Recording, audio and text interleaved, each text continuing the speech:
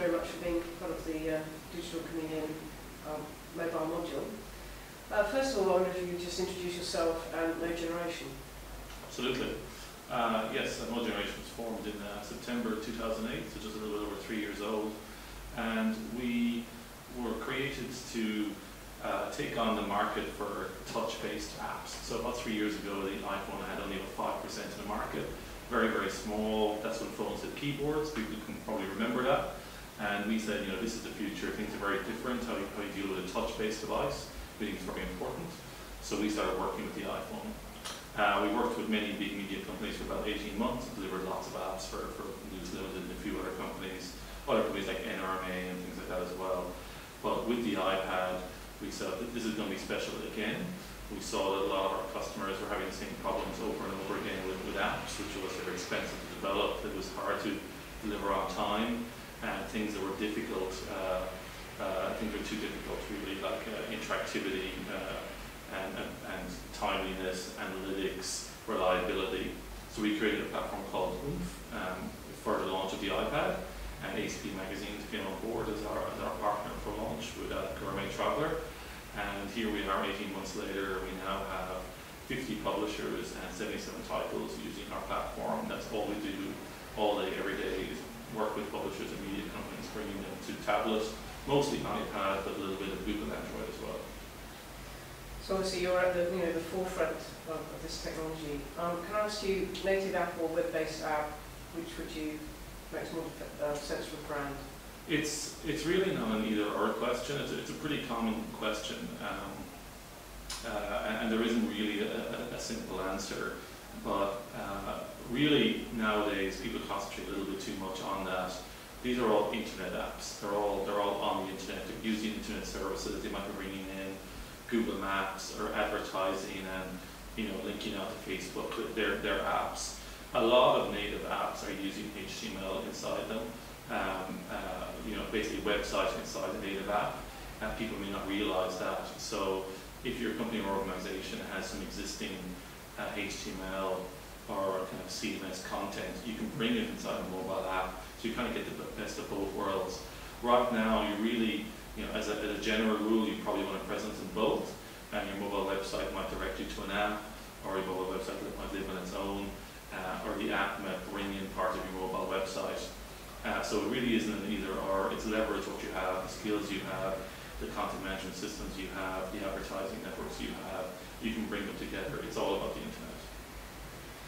What are some of the ways of calculating ROI on a branded app for brands?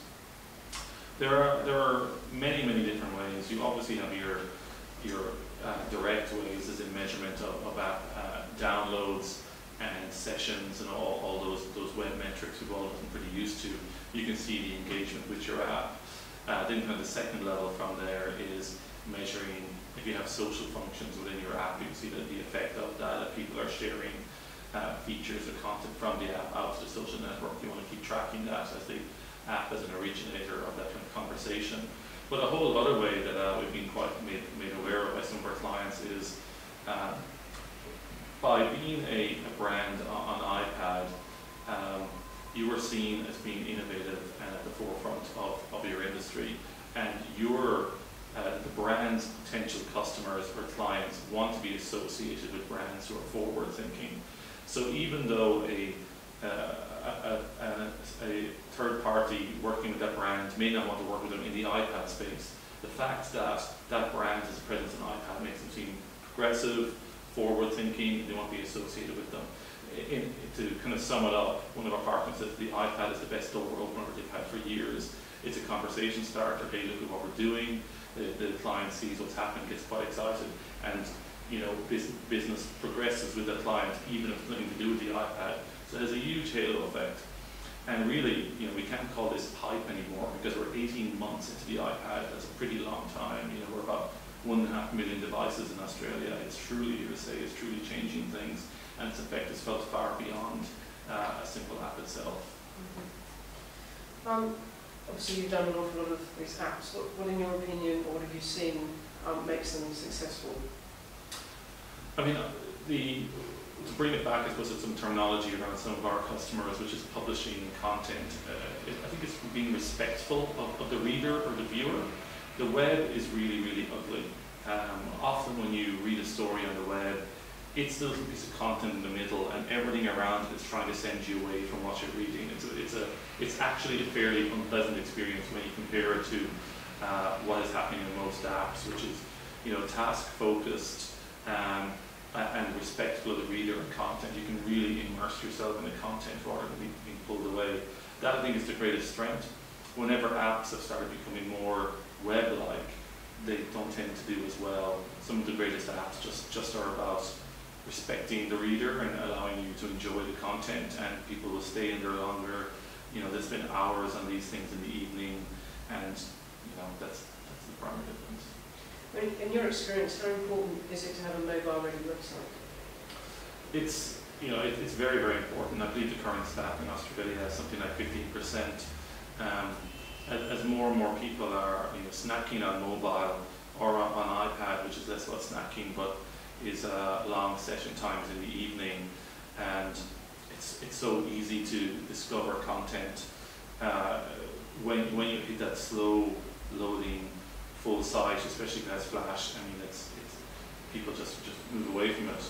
As the 3G data plans in Australia have gotten a lot cheaper and more people are willing to use them, having a heavyweight non-mobile site is even more of a turn-off. I think it's the single biggest difference most companies, especially retailers, can do to grow their business. So, is the iPad still the only game in town, or are you developing apps for other devices? We like to say we generally only cover 98% of the market. That's the iPad at the moment. There's even stats just came out today that worldwide 88% of all tablet traffic is iPad. In the US, it's 96%. This is from ComScore. And here in Australia, and these figures are from both Fairfax and News, the iPad traffic to big mobile websites is 98%. This is higher, I think, than even Windows was at its heyday. It's truly owning the market. We all read about Android shipping lots of units. I guess it begs the question, if they're not looking at the SMH or user content, what are they doing? Are the users still trying to connect to the internet? Are they still in boxes? It's definitely owned by the iPad right now and will be for the foreseeable future. The latest contender to the throne is the Amazon Kindle Fire, which launched in the US on the 15th of November. We have two flying their way over to us right now. They're very similar in specs to some existing Android tablets we've had, and you know, the reviews are quite mixed. It's not really a cheap iPad, it's a good Kindle. It seems to be the current summary of what people think. So there's no doubt Android will get there, but it's actually a little further off than people think. And if you want to provide a good experience to reach the most eyeballs, you really can't go wrong with 98% and targeting iPad at the moment. How do smartphone and tablet apps differ, if at all? It's a very good question, and in the early days, quite a lot of people just scaled up the smartphone app. It really is, you know, where the area we work, because you have that big screen, you can have a big screen experience. There'd be a lot more video. Video is particularly suitable for the iPad. When you hold the iPad in front of you, 15 inches away from you, and you look at a movie trailer or some other video, it's quite immersive. It's really quite big. Just in the same, not the same way for a phone. It's the iPad, longer, more engaged content. You can have longer form articles, deeper engagement, and it's a little bit more suitable to content creation. Working on something, typing something out. So it's shown as well in the usage, which is a little bit early morning, a little bit lunchtime, and huge session times in the evening. So people are often have the TV on and are looking at their iPad. It used to be that you would use your smartphone quite a lot for Twitter in the evening, and the smartphone is definitely still the dominant Twitter platform. But in the evening, we're seeing iPads take over as you have a more integrated experience things like TV buddy apps, or an app that's a buddy to the TV program you're watching, with Twitter built in, but also forums and also extra multimedia. When you have a bigger screen, you just have a richer experience to go along with that. So what are some of the favourite low generation brand apps that you've done? We have 45 at the moment. I have to say, right now the Fitness First magazine is quite popular. We actually help Fitness First produce that magazine. They're a partner. We use it to show off what an iPad magazine can do. Our aim is no less than to make it be the best iPad magazine in the world. And we got a step closer to that last Friday at Publishers Australia, when it was voted the best tablet magazine in Australia by Publishers Australia. That was fantastic. It was up against some quite formidable competition, but we really put quite a lot of effort into that. And we got voice control for the recipe section, so you can follow a recipe by simply speaking to your iPad, so your hands are free to be, covered in sauce and chopping up vegetables, etc. So that's really showing some innovation.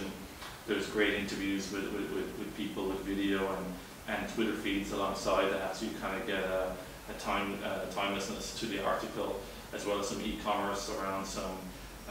There's a section on which trainers are best, and there's 360s to look at the trainer, and then you can tap to buy, which brings it up in the comparison engine to find the best price. It's a great all-around app. We're very lucky to have them as a partner to show off just what these things can do. We use the word magazine loosely. When you can do 360s, you can buy things, when you can talk to it, make a recipe. Magazine is becoming the wrong word for this kind of experience, but that's the one we're most proud of at the moment. And one of the comment charts says that there'll be 2 tablets in every Australian household by 2014, which is just absolutely astounding. But it's looking like it will be true, especially with the growing introduction of iPads to schools, etc. Even if the hardware of something like the iPad doesn't change over the next year or two, the possibilities for content and apps is absolutely extraordinary. We think that brands will learn to harness the tablet a little bit more with how it's used, with longer form content, being respectful to the reader, evening time usage, doing things like kind of using your iPhone or your mobile for kind of reminders, but then doing the work on an iPad. We're seeing a big increase in the use of the iPad in corporate. Just about every kind of middle level manager upwards has one. So we have customers like PricewaterhouseCoopers and Westpac have just come on board as well, and corporate will never be the same again. Well, fantastic. Thank you so much for your time. Thank you. So,